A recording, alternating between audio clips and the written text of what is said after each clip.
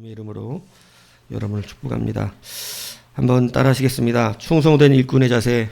충성된 일꾼의 자세. 여러분들이 기도해 주셔서 저번에 그 사랑교회 와서 설교했잖아요. 전화가 오셨는데 참 놀라운 은혜가 있었어요. 교회를 이제 안 나가시는 분인데 그날 친척 가운데 교회를 오신 거예요. 이제 부탁을 하셔서 오셨나 봐요. 오셨는데 전화가 오셔서 목사님이 말씀을 듣고 나서 예배가 끝나고 나서 자기도 이제 교회를 다녀야 될 것 같다고 그러시더래요. 그러면서 뭐라 그러냐면 작은 교회를 가야겠다고, 개척교회를 가야 되겠다. 그래갖고 정말 깜짝 놀라셨대요. 그렇다고 너무 참 놀라운 하나님의 은혜가 있었노라 이렇게 말씀을 해주셔서 제가 참 너무너무 감사했습니다. 그죠? 물론 뭐 저 한 번의 설교로 그분이 그렇게 된 게 아니에요. 수많은 사람들의 기도가 있고 그 목사님도 얼마나 기도를 많이 하셨겠어요. 그리고 얼마나 많이 전하셨겠어요. 그런데 그렇게 한 번에 그 자리에 순종하여 나온, 그죠? 그 자리가 영광의 자리로 바뀐 것입니다. 얼마나 감사한 일입니까? 그죠? 그 말씀을 듣고 그것도 자기는 큰 교회가 아니라 작은 교회 가야겠다고 이렇게 고백을 하셨다 그래요. 그래서 너무너무 감사하고 또 성도님들이 많이 또 도전과 은혜를 받으셔서 너무나 감사하다고 막 밥을 사야겠다고 그래서 밥을 사러 오라 그랬어요. 제가 사모님 같이 오시라고 제가 밥 한 끼 사드린다고 그랬는데 여하튼 여러분들이 또 기억나실 때마다 기도해 주셨으면 좋겠습니다. 왜냐하면 한 달에 400이 넘게 지출이 돼야 되는 교회예요. 물론 막 예배당이 너무 좋아요. 밑에 두 층을 쓰는데 한 층은 예배당이 우리 교회 몇 배, 한 4배 많아지. 예배당이 4배 많아요. 그리고 위에 층 갔더니 딱 올라갔는데 담임 목사님실 딱 따로 있고 그거 진짜 부럽더만. 거기다가 제 눈에 딱 들어온 게 있어요. 재정부실이 있어요. 근데 그게 지금 별로 쓰임이 없어. 그게 지금 재정부에 별로 쓰임이 없을 것 같은데 제가 축복했어요. 재정부 들어가서 이거 하지 말고 타다다다다다다 이거 해라고. 타다다다다다. 뭔 얘기인지 알죠? 언제까지 이걸로 해? 아유, 그죠? 우리도 이걸로 하잖아. 근데 힘들잖아 이걸 하면, 그죠? 그러니까 이걸로 해야지. 이거 타타타타타. 이거 한 10대 두라 그랬어요. 부흥해서 돈 벌란 얘기를 한 게 아니라 부흥하라는 말씀을 드린 거예요. 재정부가 있는 건물이니까. 그러면서 한편 그런 생각이 듭니다. 재정부가 있으니까 재정부가 채워지겠다. 그게 믿음의 길이에요. 이 목사님 믿음 하나로 지금 가는 길이에요. 정말 대단하시고 존경스럽더라고요. 여러분, 그래서 믿음의 길이 참 은혜이지 않습니까? 그 가운데 또 지방에 사시는 분이 어쩌다 올라오셨다고 교회 한번 참석하셨다가 안 간다는 걸 또 참석시키셨다가 그 또 귀한 결신의 역사가 있고 고향에서 교회를 다니겠노라고 내가 근데 조그만 교회 가야겠다고 참 감사하잖아요. 그렇죠?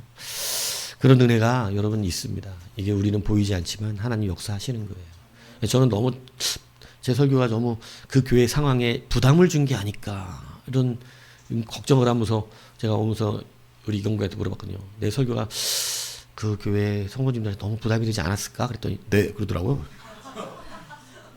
그래서 걱정을 했는데 내가 전화 왔길래 내가 너무 부담을 드리고 온 게 아닌가 싶어 했더니 전혀 그렇지 않대요.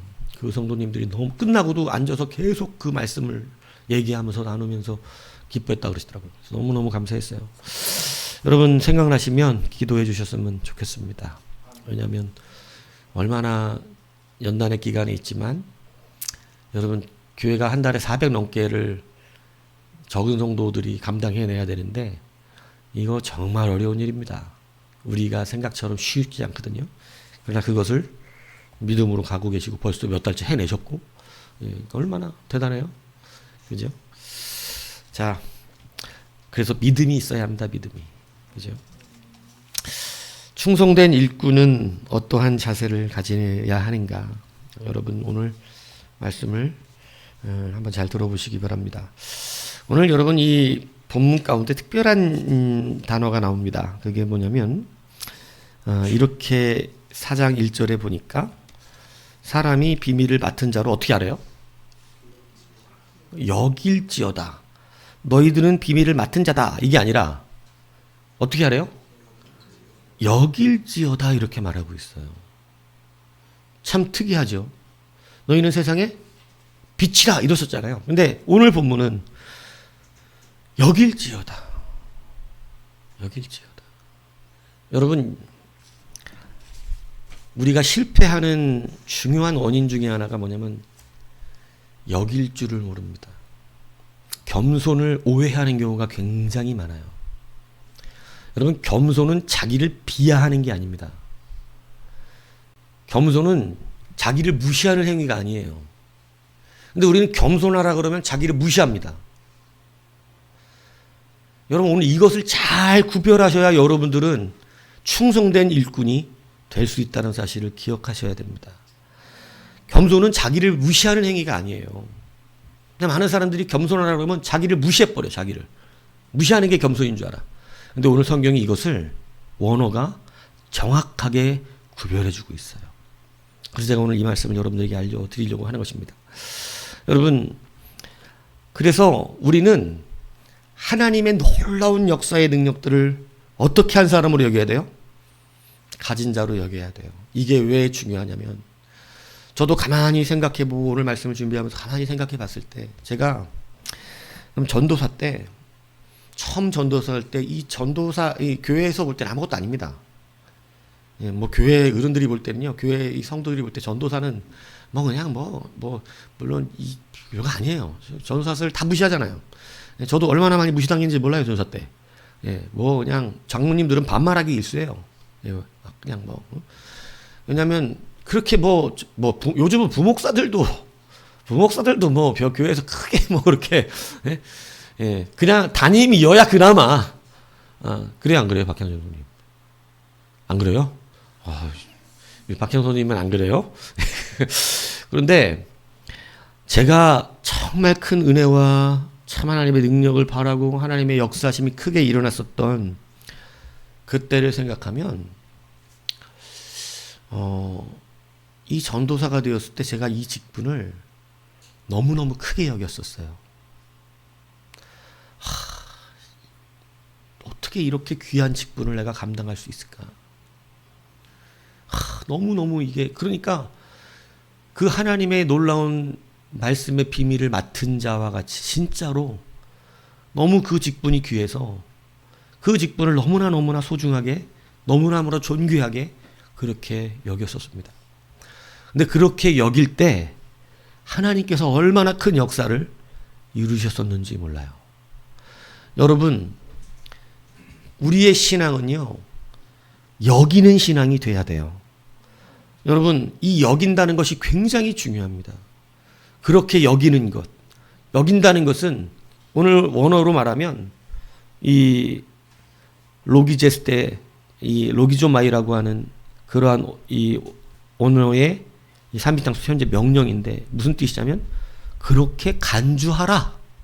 그렇게 그냥 간주해줘라. 이 이야기예요. 여러분, 이게 얼마나 강력한 의미를 갖고 있는 것이냐면, 여러분, 사실 확인과 여러분, 우리가 그렇게 믿어주는 것은 완전히 다른 것입니다. 그런데 하나님은 우리가 사실을 확인해서 확인된 것을 가지고 살라고 하시는 것이 아니에요. 왜 여기일지어다라고 말하냐면, 그 확인된 것으로 사는 인생이 아니라 사실을 확인해봐! 이렇게 되는 게 아니라 성도에게 주시고 교회에 주신 강력한 능력은 뭐냐면, 그것이 어떠한 것이 사실이든지 간에 내가 그것을 어떻게 여겨주면, 그를 그렇다고 여겨주면 여러분, 하나님의 능력이 여겨주는 그것에서 역사가 나타나게 해서 내가 믿어준 대로, 내가 여겨준 대로, 내가 여기고 있는 대로 그렇게 되어진다는 것이에요. 여러분은 어떤 게 기뻐요? 사실을 확인해가지고 사실대로 믿고 사는 게 기뻐요? 내가 믿고 싶은 대로 믿었더니 그 믿고 싶은 대로 되지는 게 기뻐요? 여러분, 하나님이 우리에게 얼마나 큰 은혜의 복을 주셨는지 아셔야 한다는 거예요. 세상은 사실대로 살아가라고 마귀는 맨날 사실을 떠들어댑니다. 사실을. 그런데 하나님은 우리에게 무엇냐면 여기는 것이에요. 내가 하나님의 너무 큰 것을 맡은 자로 여기는 것. 그러면 정말로 우리가 그것을 맡은 자와 같이 어떻게 돼요? 되게 하시겠다는 거예요. 그래서 여기는 것. 여러분, 이것을 우리는 믿음이라고 말하는 거예요. 여러분, 그렇게 여기면서 사는 인생 되셔야 합니다. 세상에서도요, 이 여기는 것이 얼마나 중요한지 몰라요. 여러분 이 하나하나의 직분을 받을 때 정말로 이것을 귀히 여기잖아요. 그럼 그 직분의 권세와 능력이 나타나게 돼 있습니다. 모든 하나님에 관련된 것을 귀히 여겨보십시오. 그러면 그것은 진짜 귀한 게 되어지게 돼 있는 거예요. 여긴다는 것은요, 매우 중요합니다. 겸손하라고 하면 자기를 무시하는 그러한 삶을 살지 마십시오. 겸손은 그것과 달라요. 자기를, 오늘 성경은 하나님의 큰 비밀을 어떻게 한 자로, 맡은 자로 여기면서 살라는 거예요. 여기라는 거예요. 그리스도의 일꾼으로 하나님의 큰 비밀을 맡은 자로 자기 스스로 어떻게 하래요? 여기래요. 이것은 교만하라는 얘기가 아니에요. 이것을 제가 이제 설명해 드릴 겁니다. 여러분, 여김 속에서 능력이 나타납니다. 하나님이 약속하신 말씀은 여러분이 세밀하게 진지하게 배우질 않아서 그렇지, 진지하게 배우면 이건 다 언약이에요. 이건 다 실제입니다. 여러분, 구체적으로 하나하나 그대로 배운 대로 믿으며 실천하며 사셔야 돼요. 두리뭉실하게 목적 없는 신앙생활 하시면 안 됩니다. 왜 성경 말씀이 있는데요? 그냥 교회 다니면 안 돼요. 하나하나의 말씀을 진실로 내 것으로 되어 여러분 사용하셔야 됩니다. 우리가 한 가지의 가전제품을 사도요, 여러분 휴대폰 사보세요. 어른들은 잘 쓰지도 못해요, 복잡해서. 근데 애들 보세요. 하나하나의 그 모든 기능들을 연구해가지고 휴대폰이요, 100만 원짜리 샀는데 여러분, 우리 박창자 성도님은 5만 원어치도 못 써요. 그래요, 안 그래요? 그래요. 카톡도 어려워요. 어쩔 때는. 이게 노석영 원사님도 못 써요. 네. 나이 드신 분은 이렇게 복잡해요. 근데 애들 보세요. 100만 원짜리 사갖고요, 200만 원짜리로 써요. 여러분, 그런 건 그래도 돼요. 그런데 하나님의 말씀은 어떻게 우리가 값으로 치를 수 없는 하나님의 말씀을 받아놓고, 여러분 잘 들으세요. 공짜 복음하고 거저 주신 복음은 완전 다른 겁니다. 우리의 복음은 공짜가 아니잖아요. 값을 대신 치러 주신 것이지 공짜로 나눠주는 그런 거하고 다른 거예요. 여러분, 완전히 가치가 다르죠. 공짜로 주는 것과 값을 대신 치러준, 명품인데 누군가 다 값을 대신 치러준 것, 이건 다른 것이에요.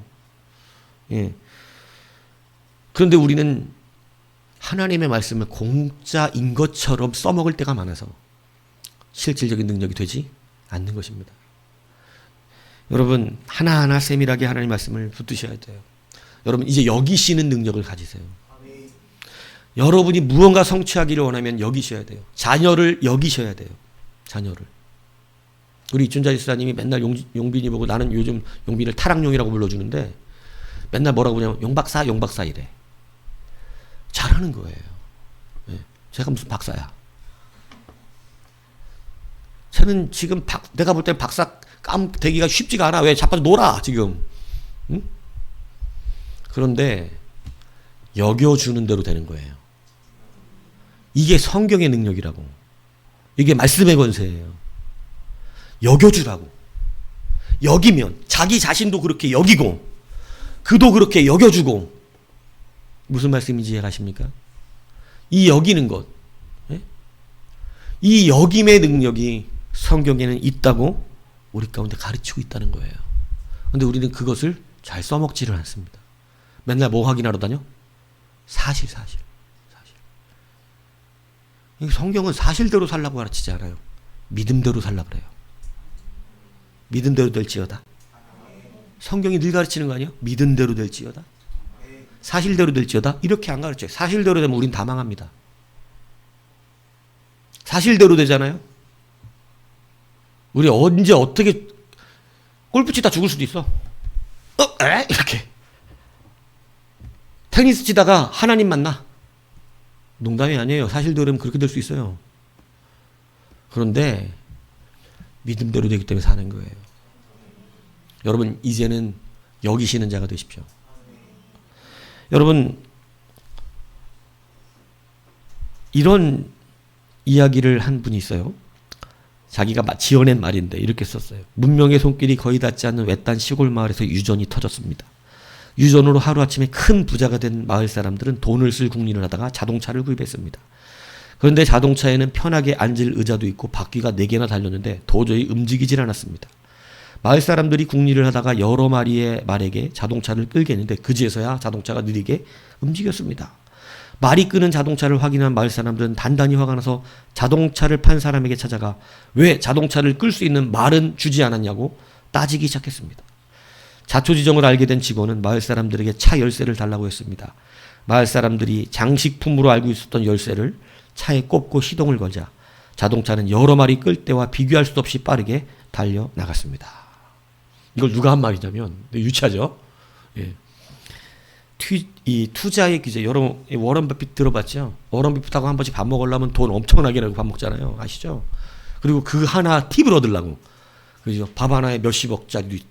그리고 그거 받은 거 다 기부하잖아요, 그분. 예, 이분하고 밥 먹는 것도 엄청난 돈이 들어요. 세계적인 부자들, CEO들이 이 사람 만나서 그 하나의 정보를 얻으려고 엄청난 분이잖아요. 이분이 강연 때 요 얘기를 한 거예요.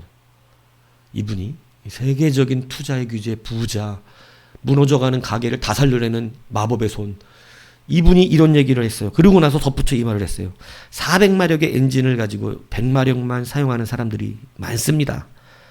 그 이유는 뭐냐면 잘못된 습관, 부정적인 생각, 하지 말아야 될 행동입니다. 그러나 성공을 위해서는 자신에게 놀라운 일을 할 만한 능력이 있다는 사실을 먼저 인정하기 시작하십시오. 라고 했어요. 자기를 어떻게 하라는 거예요? 나는 능력이 있다고 믿으라는 거예요. 그것이 성공의 시작이라는 거예요. 여러분, 세상에서 그렇게 투자의 귀재가 된 사람도 가게 하나를 붙들고 그것을 할 때 뭐부터 한다고 얘기하는 거냐면 이 가게는 잘 된다고 여기기 시작하는 거예요. 여러분 밥 먹을 때 밥 투정하지 마시고요.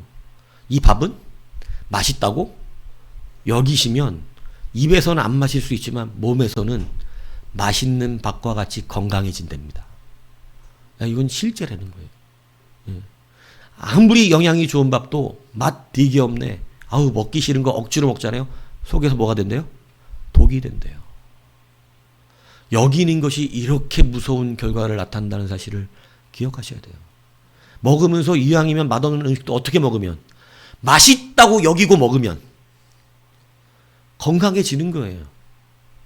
예, 몸이 그걸 건강하게 만드는데 희한하잖아요. 여러분 우리도 이 물 갖고 뭐 실험한 것도 들었잖아요. 물에다가 맨날 사랑해 사랑해 사랑해 이러면 육각수로 변하고 맨날 막 욕하니까 금방 곰팡이 피죠.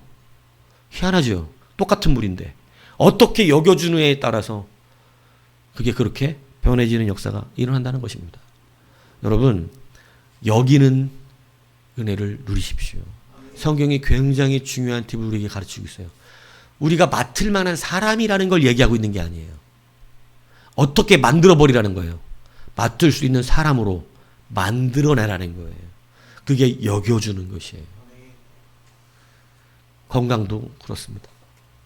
건강도 내가 건강한 사람이라고 여기는 데서 굉장히 중요한 권세가 나타난대요. 이건 내가 하는 말이 아니라 의사가 하는 말입니다. 의사가 자기가 낫을 것이다. 내가 건강해질 것이다 라고 믿는 가운데서 몸은 굉장히 급속한 건강을 되찾기 시작한다는 거예요. 여기는 권세는요. 하나님이 우리에게 주신 이 땅의 섭리입니다. 여러분 이제는 여기면서 사세요. 여기면서. 나는 하나님의 큰 비밀을 맡은 자다. 나는 하나님의 이 사역을 굉장히 잘 감당할 자다. 여러분 늘 여기는 자의 심령을 가지시고 감당하시면 그대로 될 줄로 믿습니다. 성경이 그렇게 증언하고 있습니다. 여러분, 그래서 여러분 이 여긴다는 것을 우리는 잘 구별해야 돼요. 여기는 것을 때로 자기를 무시하는 행위로 이렇게 잘못 겸손을 아는 사람들은 여러분 하나님 일을 할 수가 없습니다. 하나님은 자기를 무시하는 사람을 들어 쓰지 않아요. 예. 그것은 하나님을 욕되게 하는 일입니다. 왜냐하면 하나님의 형상으로 지어진 우리를 여러분 스스로 자기를 무시하고 자기를 학대하면 하나님도 그 사람을 기뻐하지 않습니다. 여러분 하나님의 형상임의 귀한 은혜를 누리셔야 돼요. 자, 오늘 성경이 그래서 이 두 가지를 우리 가운데 참 희한하게도 굉장히 깊이 있게 가르쳐 줍니다. 자, 오늘 이 두 가지로 여기라는 것을 말하고 있어요. 사람이 마땅히 그리스도의 일꾼이요 하나님의 비밀을 맡은 자. 그래서 두 가지가 대조가 됩니다. 일꾼과 맡은 자예요. 이게 대조가 된다고 제가 말씀드렸어요. 일꾼과 맡은 자. 일꾼은 휘페레타스, 이 밑에, 아래, 낮은 이런 뜻의 휘포와 노를 젓다의 에레소의 합성에서 파생된 단어입니다. 다시 말하면 원래 일꾼, 이 성경에 지금 나와 있는 일꾼이라는 것은 노를 젓는 노예를 말하는 것입니다. 비천한 사람을 말하는 거예요. 그리고 로마 시대의 이 노예는 노를 저으려고 그 배에 한번 갇히면요 평생 거의 나올 수가 없었습니다. 죽을 때까지 노졌다 죽는 거예요. 그런데 오늘 성경이 우리 가운데 우리를 뭐로 여기라고 그러냐면 노젓는 노예로와 같이 너를 알아야 한다고 막 너를 그렇게 여기라는 거예요. 그러니까 여러분 우리를 아주 낮은 자의 직급으로 여기라고 가르치고 있어요. 그런데 희한하게 뒤에 맡은 자는 완전히 다릅니다.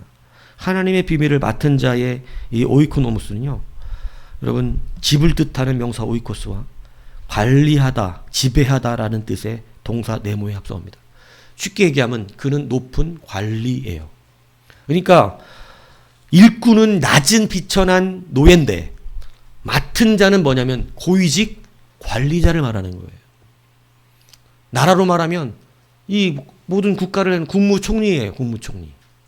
그러니까 오늘 두 가지가 굉장히 말이 안 되는 비교가 되는 노예, 저 비천한 노예 그리고 아주 높은 것을 맡은 고위 관리자 이 두 가지를 여기다 함께 놓고 너희들은 이 두 가지를 함께 너는 노를 젓는 노예처럼 너 자신을 여길지어다 너는 고위직 그 일을 맡은 자처럼 너 자신을 여길지어다 이렇게 말하고 있는 거예요. 전혀 지금 두 말이 맞지 않는 이 두 가지를 함께 우리 가운데 그렇게 여기라는 거예요. 신비스러운 지금 구절인 것입니다. 이게 왜 우리 가운데 그렇게 여기느냐?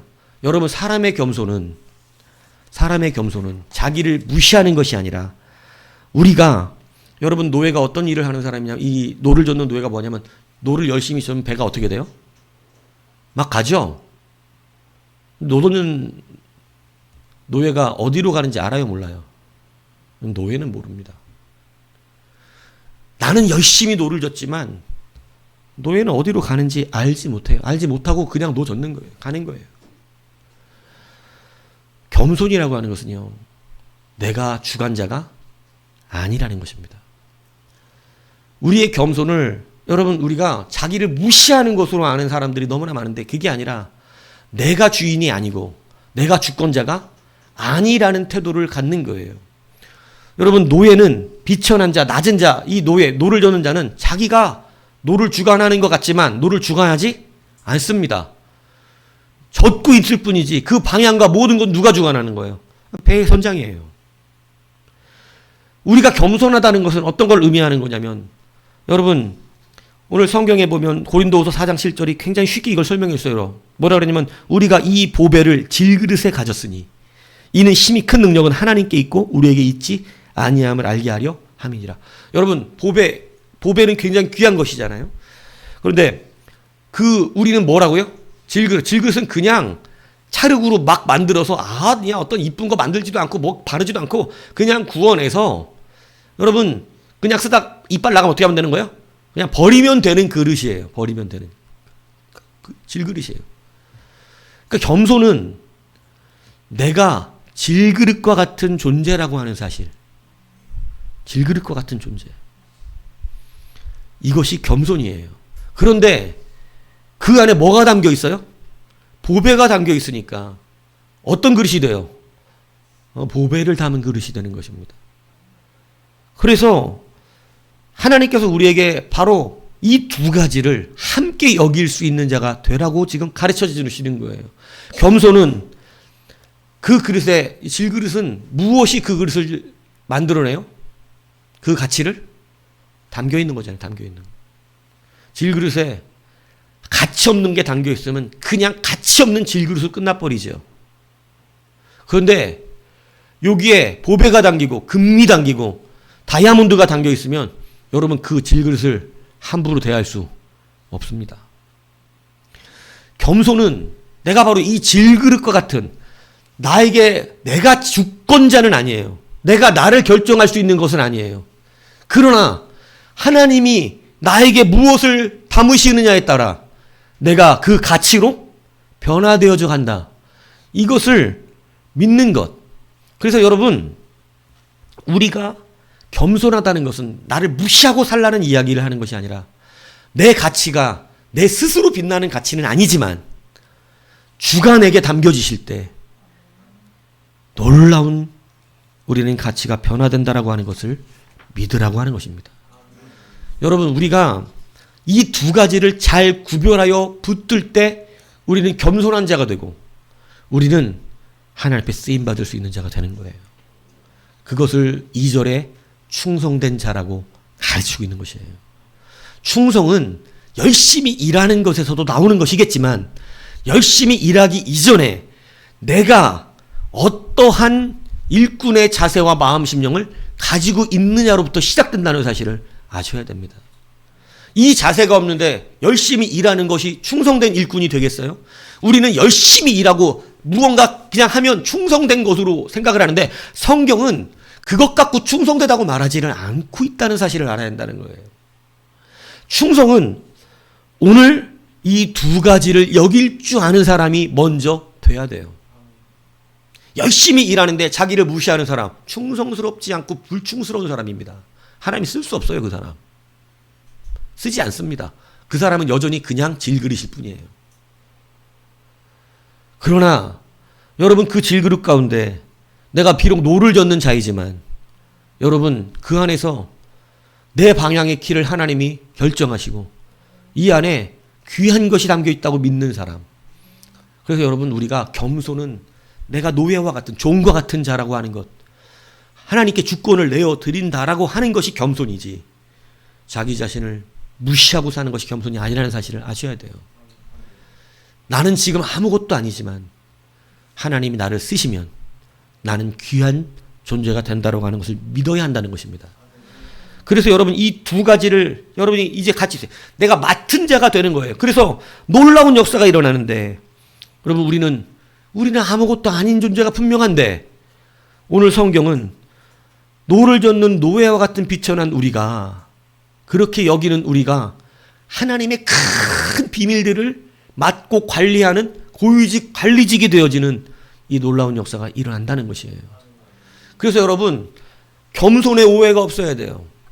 겸손함은 자기 자신을 무시하고 낮추고 이걸 겸손으로 여기는데 아니에요. 내가 내 삶을 주관하지 않는다는 것이 겸손이에요.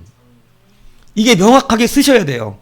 그래야 여러분, 그 겸손을 여길 줄 아는 자라야 여러분, 자기를 무시하는 것도 교만인 줄 아시죠? 예, 교만은 굉장히 여러분 위험한, 교만, 자기 무시하는 것도 성경은 교만으로 가르쳐요. 교만하기 때문에 그러고 있는 거예요. 여러분, 가룟 유다가 교만하기 때문에 자기 죄를 자기가 책임진 겁니다. 무슨 얘기인지 아시죠? 예. 겸손하기 때문에 죄도 맡기는 것입니다. 겸손하기 때문에 하나님께 나를 드리기도 하는 것입니다. 겸손하기 때문에 여러분, 하나님이 나와 함께 하시면 된다고 믿기도 하는 것입니다. 교만하면 자기 자신을 스스로가 무시할 수 있다고 여겨요. 근데 그렇지 않다는 것이죠.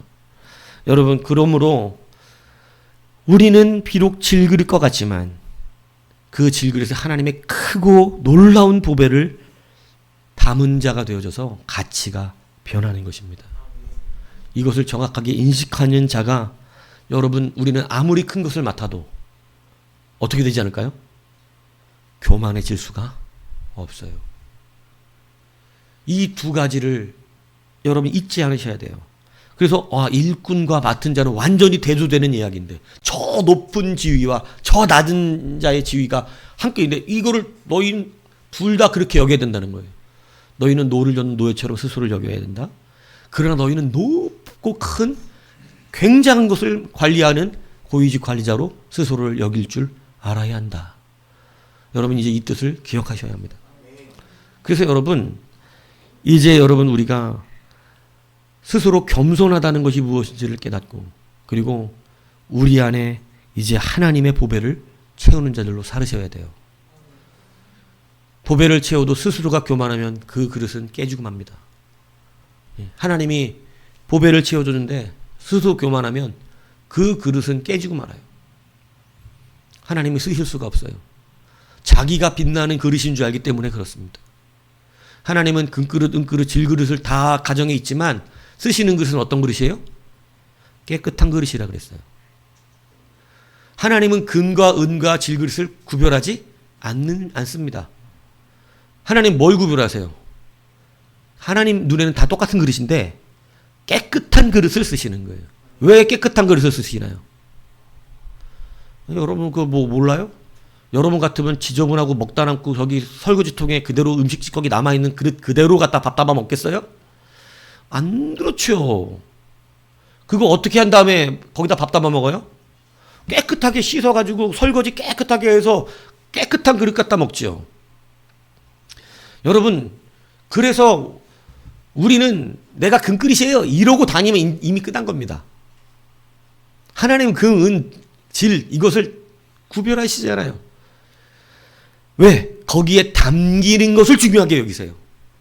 그래서 우리가 해야 되는 것, 우리의 겸손이라고 하는 것은 깨끗해지는 걸 말하는 것입니다. 깨끗한 그릇이 되어져 가는 것. 비우는 거예요. 자기를 비워야 돼요. 깨끗하게 그 남아있는 모든 것들을 비우듯이 우리가 스스로를 비울 수 있는, 내려놓을 수 있는 이것이 바로 우리를 깨끗한 그릇으로 만드는 거예요. 그런데 내가 나를 주관하면 비워진 거예요, 안 비워진 거예요? 비워진 게 아닙니다. 그 사람은 밑바닥에서 노를 젓는 종의 역할을 감당할 수가 없어요. 겸손은 자기를 비우는 것이죠. 하나님께 주권을 드리는 것이죠. 그것을 겸손이라고 하죠. 자기를 학대하고 무시하는 것이 아닌 것을 아셔야 됩니다. 그러나 우리는 또 어떻게 여깁니까? 나 같은 이러한 자이지만 그 안에 하나님의 보배가 채워지는 그 큰 것을 맡은 그릇이 되었다는 것을 믿는 여러분이 되셔야 되는 것이에요. 그렇게 여기셔야 합니다. 이 두 가지가 합쳐져서 그렇게 여기는 자는 그렇게 된다는 것입니다. 그래서 여러분 우리는 사실을 가지고 사는 인생이 아니라 만들어낼 인생을 사는 자들인 것이죠. 그래서 우리에게 소망이 있는 것입니다. 마귀는 맨날 뭐 가르쳐요? 이 사실 가르칩니다. 사실. 근데 진리는 뭐예요? 사실 속에 숨겨져 있는 하나님의 뜻이라 그랬잖아요. 그 사실 속에 숨겨져 있는 하나님의 뜻이 진리예요. 근데 우리는 맨날 뭐만 찾으러 다녀? 마귀처럼? 사실. 사실대로 살면 무너집니다. 그래서 사실이 말이야 이거 안 좋아요 별로. 뭐 이렇게 자꾸 사실을 따져. 어떻게 말해야 돼요? 이렇게 될 것으로 여기는 거죠. 여러분 교회는요 그래서 열심히 전도만 하는 사람이 있다고 되는 것이 아니라 교회가 부흥될 줄로 여기는 사람이 굉장히 중요합니다. 무슨 얘기인지 아세요? 부흥될 거라고 믿지도 않으면서 전도하는 사람들이 얼마나 많은데 여러분 잘 돌아보셔야 된다니까요. 이 전도가 부흥될 거라고 믿으면서 하는 전도인지 그런 믿음은 없이 그냥 하고 있는 것인지 여러분 이 예배가 복을 받을 분명한 예배라고 여기고 예배를 하고 있는 것인지 이 예배를 통해 내가 분명히 회복되고 치료되고 일어날 수 있다고 믿는 예배인 것인지 여기고 있는 것인지 여러분이 지금 이곳에 보배를 여러분의 그릇에 담았는지가 거기에서 결정된다니까요. 하나님이 우리의 질그릇에 보배를 담는데 많은 사람들이 이 자리에 앉아서 여기지를 않아. 하나님의 보배가 지금 이곳에 담겨진다고 여기지를 않아요. 담겨요, 안 담겨요? 안 담깁니다. 그게 이미 비워지지 않은 그릇이에요. 더러운 그릇이에요. 거기 담아질 수가 없어요. 여러분, 그렇기 때문에 여기는 것이 얼마나 중요한 우리의 신앙 고백인지를 아셔야 한다는 거예요. 하나하나 감당할 때마다 여러분, 사역에 열매가 없는 이유가 뭐예요? 일은 열심히 한다니까. 근데 뭘 어떻게 해? 여기는 게 없어요. 막 전도하면서 와, 내가 이 전도 때문에 우리 교회가 부흥할 거야. 이렇게 여기질 않아. 들킨 것 같은데. 여기지 않아요. 기도하면서 이 앞에서 대표 기도를 하면서 이 기도로 된다고 여기지를 않아. 여러분, 여기셔야 됩니다. 여기시는 권세가 너무너무나 크다니까요. 여기시는 권세가. 잘 될 것으로 여기셔야 합니다. 하나하나의 사역에 여김이 있어야 돼요. 여러분 자신에게도, 여러분, 내가 비록 연약하지만, 내가 작지만 하나님의 그릇이 내게 챙겨지면 어떻게 되는 거예요? 하나님의 것이 채워지면 나는 하나님의 큰 비밀을 맡은 자가 될 줄로 여기셔야 합니다. 이것을 믿음이라고도 하고요, 소망이라고도 해요. 이것이 없이는 충성된 일꾼으로 쓰임받을 수가 없는 것이에요. 여기는 은혜 얼마나 큰지 모릅니다. 여러분의 직분의 권세가 나타날 수 있습니다. 하나님이 주신, 여러분, 집사제도는 여러분 초대교회에 세워진 직분이에요. 그때 그 집사를 세우면서 안수했었습니다. 그 안수한 집사들이 그하기의 직분을 너무나 귀히 여겼어요. 성경은 직분을 사모하라고 가르칩니다. 직분을 왜 사모하는 거죠? 막 장로가 되고 높아져가지고 거드름 피라고요? 그렇게 생각하는 것 때문에 지금 한국교회 직분이 다 무너진 거예요. 직분. 여러분, 구더기 무서워서 된장 못 담그는 일이 벌어지면 안 되잖아요. 여러분, 직분은요, 사역의 지경입니다. 직분대로 일하게 돼 있어요. 직분대로. 직분을 안 받으면 여길 게 없어. 여러분의 하나하나의 귀한 은혜의 직분들은요, 그 직분을 귀히 여기고 나에게 이러한 귀한 직분을 통하여 나를 쓰시고자 하는 하나님을 구하고 그것을 감사히 여기는 것. 이게 바른 직분의 태도거든요. 근데 여러분, 지금 한국교회는 보세요. 막 권사, 장로 막 되려고 그러면 이게 귀한 나의 짊어짐으로 여겨요. 어떤 권세로 여겨요. 이 권세로 여기는 분들이 너무 많아요. 그래서 목사, 장로만, 아니, 권사, 장로하고 권사만 되면 그다음부터 어떻게 하고, 목에다가 뭐 하고 다녀? 영적 기부스를 하고 다녀. 목이 안 숙여져, 이게. 네? 막 점점, 이렇게 보여. 야, 이 집사가 장로한테 객이냐? 어? 이렇게 쳐다보면서, 그죠? 그럼 집사가 장로한테 객인다 그러면서 장로는 누구한테 객이요? 목사한테 객인데니까 또 이렇게 쳐다보면서. 목사님이면 답니까? 막 이렇게. 여러분, 그러라고 직분 받은 거 아니에요. 직분만큼 더 헌신해야 되는 것이죠. 그렇기 때문에 왜 그분들 그렇게 되죠? 오늘 이 말씀을 안 배워서 그래요. 자기가 밑바닥에서 노젓는 종인 것을 종이라고 하는 것으로 여기지 않아요. 내가 밑바닥에서 노젓는 종인데 하늘의 큰 비밀을 맡은 고위 관리직이 되어졌다는 사실을 잊어먹고 있는 거예요. 여러분, 이 두 가지를요, 균형 있게 붙드셔야 됩니다.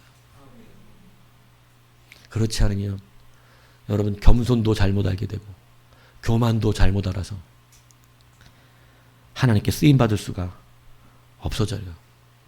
우리가 이 말씀을 붙들면 어떻게 된다고 고린도후서 6장 8절에 10절에 말하자면 이렇게 가르칩니다. 우리는 속이는 자 같으나 참되고 무명하는 자 같으나 유명한 자요, 죽은 자 같으나 보라 우리가 살아있고 징계를 받은 자 같으나 죽임을 당하지 아니하고 근심하는 자 같으나 항상 기뻐하고 가난한 자 같으나 많은 사람을 부요하게 하고 아무것도 없는 자 같으나 모든 것을 가진 자로다. 그냥 성경 왜 이렇게 멋있게 써놨는지 모르겠어. 하나님의 언어는 너무 아름다워요. 여러분 보세요. 왜 이렇죠? 왜 이렇게 되는 거죠? 우리의 겉모습은 뭐 같은데? 질그릇 같잖아요. 무명해 보이잖아요. 속이는 자 같잖아요. 이 질그릇 주제에 뭐 이렇게 잘난 체야. 속이는 것 같잖아요. 무명한 주제에 이렇게 유명한 척이에요. 질그릇 보니까 좀 쓰다 버릴 그릇이구만 뭐 이렇게 되잖아요. 마치 징계를 받는 것 같아요. 그런데 그 안에 열어보니까 놀라운 보물들이 잔뜩 들어있는 그릇인 것입니다. 여러분 어떻게 하겠어요? 다이아몬드 잔뜩 들어있는 질그릇이 있고 아무것도 안 들어있는 은그릇이 있어. 네? 다이아 잔뜩 들어있는 질그릇하고 그냥 금그릇 할게요. 네? 금그릇 아무것도 안 들어있는 금그릇 뭐 들고 와? 여러분 뭐 들고 와요? 이게 헷갈리세요? 금그릇이 얼마나 크냐에 따라 다르지 않을까요? 뭐 이런 아니 똑같아 그릇은. 야 용용 죽겠지 얘기해봐. 다이아몬드 잔뜩 드는 그릇? 저렇게 욕심 많아가고 타락용이라 그러는 거야 인마. 응? 여러분 당연한 거 아니에요? 당연한 거. 하나님이 우리에게 허락하시는 것은 금은 질그릇이 바뀌어져라라고 말씀하신 적이 없습니다. 깨끗하면 어떤 것보다 귀한 가치를 내가 너에게 담아놓을 것이다 말씀하는 거예요. 이 두 가지를 붙들면 여러분 하나님이 여러분을 충성된 일꾼으로 쓰기 시작하시는 거예요. 충성의 시작은 여기서부터 있는 거예요. 충성스러운 자세가 여기서부터 시작된다는 것을 잊지 마세요. 일만 열심히 한다고 되는 게 아니에요. 예. 충성된 자는 여길 줄 알아야 돼요. 여길 줄. 예. 이제부터 여기십시오. 교회 부흥의 주역은요. 교회가 부흥한다고 여기는 사람이에요. 우리 교회 부흥할 거예요. 오늘 말씀을 통해 나는 복 받을 거예요. 오늘 말씀을 통해 저는 응답받습니다. 저는 오늘 예배를 통하여 막힌 문제가 열릴 것입니다. 여기는 능력이에요. 여기. 왜 그걸 안 받아가십니까? 하나님 약속인데. 그래서 우리는요. 여기는 대로 살 수 있는 자가 된다는 것이죠. 이것을 기억하셔야 됩니다. 그래서 여러분 여기는 자가 되셔야 되고요. 2절에 보니까 그리고 맡은 자들에게 구할 것은 뭐예요? 충성입니다. 충성은요. 한자가 가운데 중자에 마음 심자를 합쳐놓은 거예요.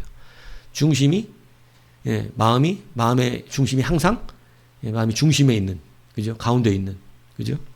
그러니까 충이라고 하는 것은요. 중심이 흔들리지 않는 거예요. 내 마음이 흔들리지 않는 것을 중심이라고 그러는 거예요. 그래서 이것을 성경에서 이 충성이라는 뜻은 피스토스인데 믿음, 충성 같은 단어입니다. 예. 그러니까 충성하고 믿음을 같은 단어로 이야기하고 있어요. 이 피스토스. 예. 그래서 이것을 말하면 신뢰할 만한 자. 신뢰할 만한 자. 그래서 이 비유가 뭐냐면 여러분 흔들리지 않는 거. 언제나 그 자리에 그대로 존재하고 있는 거. 여러분 우리가 신뢰하지 않는 거, 신뢰할 수 있는 건 어떤 거예요? 맨날 여기 갔다 저기 갔다 움직이면 신뢰할 수 있어요 없어요? 못 신뢰하잖아요. 그런데 신뢰한다는 건 뭐예요? 항상 그 자기의 위치에서 변함없이 그 자리를 지켜내고 있는 것을 신뢰. 성경은 그걸 신뢰하다. 그것을 믿음이다. 그것이 충성되다. 이렇게 가르치고 있는 거예요. 그러니까 여러분 자기를 그렇게 여길 수 있는 사람은 여길 줄 아는 자는 충성해야 되는데 그 충성은 흔들리지 않는 자기의 위치를 지켜내는 거예요. 우리가 여러분 말씀으로 훈련받는 게 무엇입니까? 흔들리지 않는 거잖아요. 흔들리지 않는 거. 우리가 여러분 말씀과 믿음을 가지고 부자가 되고 뭔가 잘 되어지는 것을 생각하십니까? 아니에요. 우리가 말씀의 훈련을 받는 것은 내가 어떠한 환경 속에서도 모든 것을 대면하고 흔들리지 않는 믿음을 소유하게 되어지는 훈련을 받고 있는 거예요. 그래서 그 사람을 보면 흔들리지가 않는 거예요. 그 사람을 보면 늘 그 자리에 뚝심 없이 지켜내고 있는 사람처럼 보여지는 거예요. 흔들림이 없어요. 흔들리면 불안하거든요. 흔들리면.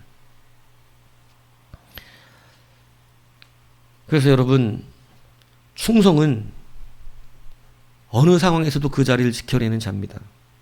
사도 바울이 루스드라에서 복음을 증거하다 돌에 맞았는데요. 죽었습니다.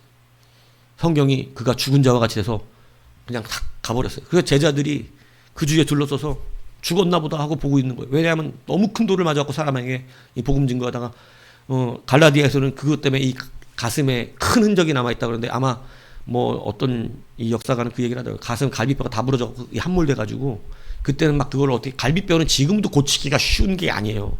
지금 의학도 갈비뼈 부서지는 건 못 고쳐요 잘. 예. 갈비뼈 금감은 뭐라 어떻게 하라 그래요? 집에서 편히 쉬어야 돼 붙을 때까지. 어떻게 해줄 수가 없어. 근데 여러분 갈비뼈가 부서져 이 돌에 맞아서 부서서 울어 들어갔으니 요즘 같으면 배 갈라가지고 어떻게 뼈 맞춰준다고 하지만 여러분 이 시대는 그냥 사는 거예요. 근데 깨어납니다. 죽지 않고. 여러분 얼마나 고통스럽겠습니까? 근데 여러분 그가 다시 루스드라로 들어갑니다. 지금 누가 위로받아야 될 상황이에요? 사도 바울이죠. 근데 그가 다시 들어가서 그 루스드라에게 자기가 돌 맞은 것 때문에 낙심하지 말고 복음이 방해받는 것 때문에 낙심하지 말고 위로를 얻으라고 오히려 위로하는 거예요. 충성은요. 여러분 요동치면 할 수가 없어요. 사도 바울은요. 늘 그 자리를 지켜내는 사람이었어요. 충성을 감당할 때 여러분 우리는 하나님의 열매를 맺을 수가 있는 것입니다. 여러분 이 이탈리아 조각가 이 베를토 지오반니라는 사람이 있는데 이 사람이 자기의 스승인 도나텔로를 뛰어넘어서 알려졌던 장대 최고의 실력가였습니다. 그런데 그때 지오반니를 14살이 된 소년이 찾아와 가르침을 구해요. 소년이 14살이지만 재능도 있고 또 쓸만하다고 믿어서 제자로 받아줘서 성경 성의껏 가르쳐줬습니다. 그런데 어느 날 가는데 그 자기가 제자로 받아준 소년이 아주 이 천박한 조각상을 막 조각하고 있는 거예요. 그래서 너 왜 이렇게 천박한 걸 조각하고 있냐? 이렇게 물으니까 돈을 많이 준다는 거예요. 그러니까 지오반니가 화가 나서 망치로 그 조각을 때려 부시면서 화를 냈어요. 야, 너 정도의 재능을 가진 천재들은 수없이도 많다. 너 정도로 이 예술의 재능을 가진 사람은 지금까지도 많았었다. 그런데 내가 그 애들을 다 보낸 이유가 뭔 줄 아냐? 자기의 재능 앞에 헌신되지 못한 자였다. 자기의 재능 앞에 충성되지 못한 자였다. 이런 돈이 된다고 돈에 기울여서 천박한 더러운 조각상이나 만들고 있는 너는 쓸모가 없다. 이렇게 얘기한 거예요. 네가 하는 그런 값비싼 것은 결국 돈 따라가는 것이니 가라고. 그런데 이 소년이 그 말에 충격과 감동을 받았어요. 그리고 다시 이야기합니다. 내가 내 재능 앞에 충성하겠다고. 여러분 자기의 재능 앞에 충성하지 않으면 아무리 좋은 재능도 쓸모가 없습니다. 이거 기억하셔야 돼요. 충성이 이루는 도구가 되는 거예요. 그래서 그는 아무리 배가 고파도요. 조각상을 돈벌이로 하지 않냐고 아름다운 예술 작품을 만드는데 최선을 다하고 정말로 예술에 충성한 거죠. 그래서 그가 만든 작품 이름이 다비드 피에타 천지창조 최후의 심판 미켈란젤로라고 불리우는 사람이 됩니다. 여러분 미켈란젤로 뭐 모르시는 표정이니까 당황스럽네요. 미켈란젤로를 모르지 않을 거 아니에요. 여러분 충성이 미켈란젤로를 만들었어요. 여러분 재능에도 충성해야 되잖아요. 흔들림이 없이 예술의 길을 걸어간 거죠. 오늘 여러분 다시 한번 충성스러운 자들이 되셔야 합니다. 요즘 교회에서 사라진 직분이 하나 있습니다. 바로 종직입니다. 언젠가 한번 여러분들에게 이야기한 적이 있습니다. 아동문학가로 유명했던 권정생 선생에 대한 이야기를 했습니다. 그가 쓴 대표적인 동화가 바로 강아지똥이라고 하는 동화예요. 이 동화로 월간 기독교 교육 제1회 아동문학상을 받으셨습니다. 일본 도쿄에서 태어나서 해방 후 11살에 한국에 와서 17살이 되어가지고 국민학교 겨우 졸업합니다. 살면서 나무장수, 담배장수, 고마장수 또 여러 가지 가게 심부름하면서 4년간 떠돌다가 19살에 늑만형 결핵에 시달립니다. 아무도 받아주지 않는 그가 작은 교회의 토담집 작은 문방가 안에서 살게 됩니다. 그때부터 교회 종지기의 삶을 삽니다.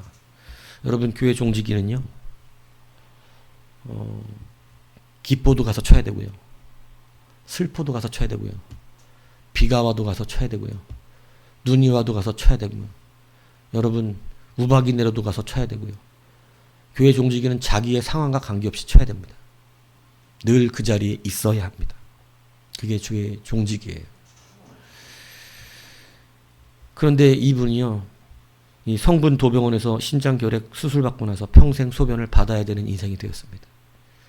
여러분 맨날 오줌 주머니 옆에 차야 돼요. 인생 참 힘들죠, 살기가. 정말 아무것도 아닌 것 같은 자기 인생처럼 여겨졌어요. 쓸모없는 인생이라고 생각했었습니다. 그런데 하나님을 만났죠. 어린아이들을 가르치는 교사로도 헌신했습니다. 그런데 여러분 그가 그로부터 종직이 생활을 하면서 아이들을 가르치면서 아이들 동화를 쓰기 시작했는데 그 동화의 첫 번째 게 강아지똥이에요. 이 강아지똥이 뭐냐면 그 동화 내용 한 번씩 보셨잖아요. 강아지가 가다가 똥 픽 싸놨는데 여러분 모든 참새가 와서 보다가 더럽다 그러고 쓸모없는 똥이라 그러고 다 쓸모없다 그럽니다. 이게 자기 얘기거든요. 인터뷰하는데 이게 자기 얘기라 그랬어요. 나는 강아지 똥 같은 존재다. 세상에 쓸모없는 자 같았어. 그러다가 여러분 누구를 만나면 민들레를 만납니다. 그죠? 민들레가 오는데 나는 다 싫어해. 나는 강아지 똥이거든. 나는 개똥인데 아무 데도 쓸모가 없대. 이러니까 민들레가 뭐라 그래요? 그 강아지 똥이 그러니 나같이 더러운 게 어떻게 착하게 살 수 있겠니? 이러니까 여러분 권정 선생이 인터뷰에 그랬어요. 콩팥 떼어내고 오물덩어리처럼 뒹굴면서 살았으니 이 동화에 나온 물음, 질문, 나같이 더러운 게 어떻게 착하게 살 수 있냐라는 질문은 나의 고백이었다. 그런데 여러분 그 민들레가 이렇게 말합니다. 아니야. 하나님은 쓸데없는 물건은 하나도 만들지 않으셨어. 너는 꼭 무엇인가 귀하게 쓰임받을 거야. 그때부터 똥은요, 자기를 귀하게 쓰임받을 수 있는 존재로 어떻게 하기 시작하죠? 여기기 시작합니다. 그리고 민들레가 꽃을 피워야 될 때 민들레가 꼭 부탁합니다. 나는 네가 필요하다. 내가 꽃을 피우려면 네가 나와 함께 있어줘야 된다. 정말 내가 필요하냐? 꽃을 피우게 네가 필요해. 그래서 여러분 그 강아지 똥이요 민들레 거름이 되잖아요. 그 아름다운 꽃을 피게 되는, 네, 이걸 자기 말은 나는 강아지 똥이지만 나의 존재는 강아지 똥이지만 하나님은 나도 쓸모 있는 자로 만들어 주셨다. 나도 쓸모 있는 자다라고 여긴 거예요. 이 여김이 놀라운 역사가 일어났어요. 여러분 국민학교밖에 안 나오셨어요. 국민학교밖에. 그리고 그냥 교회 종직이었습니다. 이 강아지 똥이라는 동화가 영어, 독일어, 일본어, 중국어, 스페인어, 베트남, 캄보디아 여러 나라의 언어로 번역돼서 수출했습니다. 일약 대작가가 됐어요. 어마어마한 인세가 들어왔습니다. 1980년, 90년대 10억을 넘게 벌었어요. 지금도 10억이 작은 돈은 아닐 거예요. 근데 여러분 그렇게 됐는데 이분이 뭐라 그래요? 5만 원이면 생활비가 조금 빠듯하고 10만 원이면 너무 남는다. 교회 종탁방 그 토담집 바람이 드는 그 집을 벗어나지 않습니다. 자기는 평생 하나님의 뭐예요? 종직이에요. 죽는 날까지 여러분 한 번도 종을 걸은 적이 없어요. 오줌 주머니 차고. 충성된 사람은 자기 위치를 점검해야 됩니다.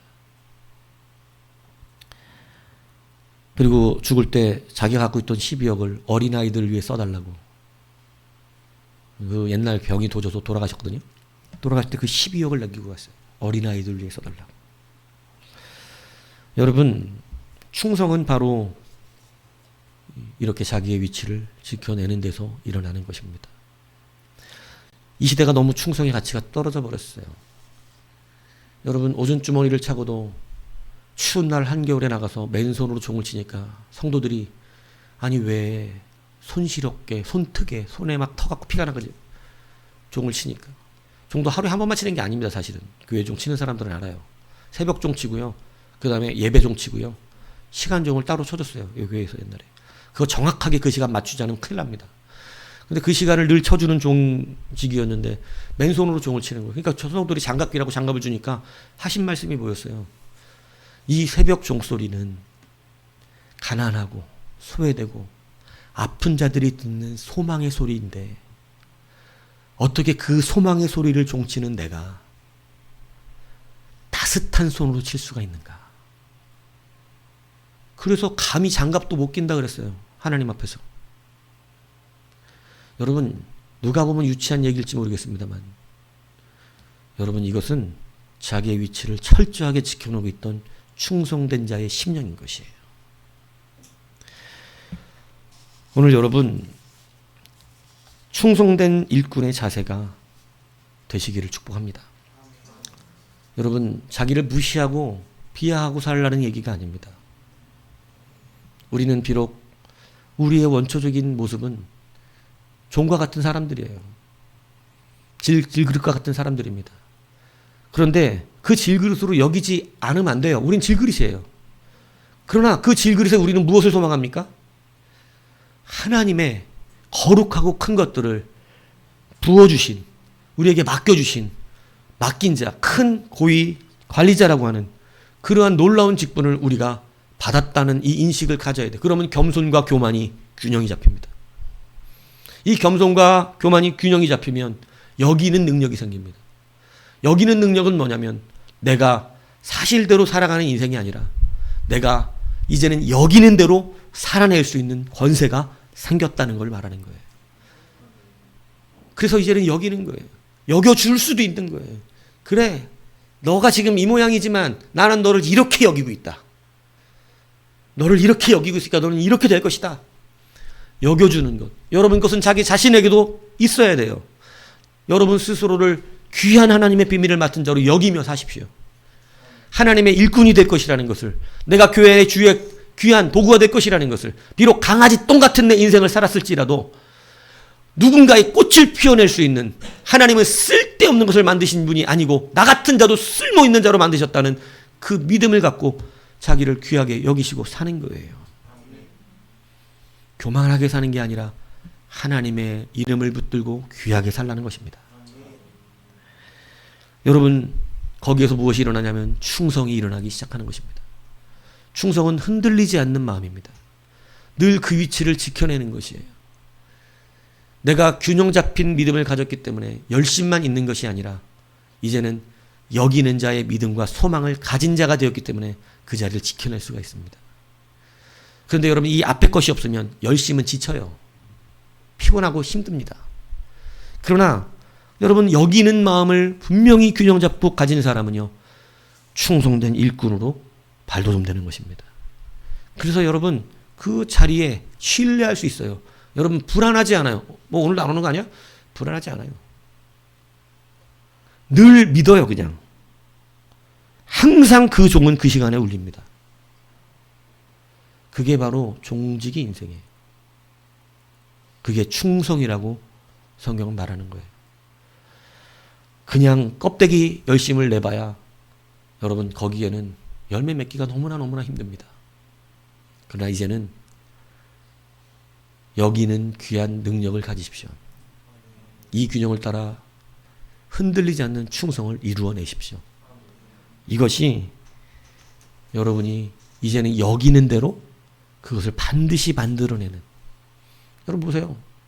권정현 그 선생님 보시면 그렇게 유명한 세계적인 작가가 될 줄 알았어요?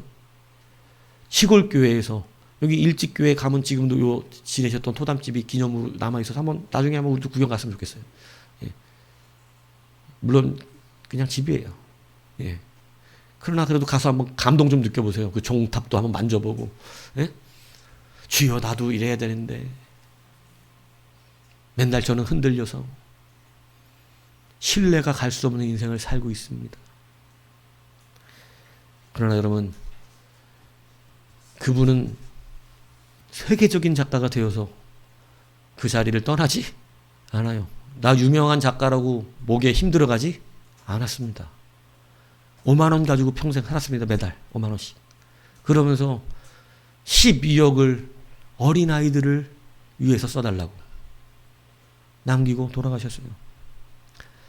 여러분, 충성된 일꾼의 이 귀한 자세가 오늘날 우리에도 있어서 여러분, 이제 열매 없었던 우리의 삶이 변화되기를 축복합니다.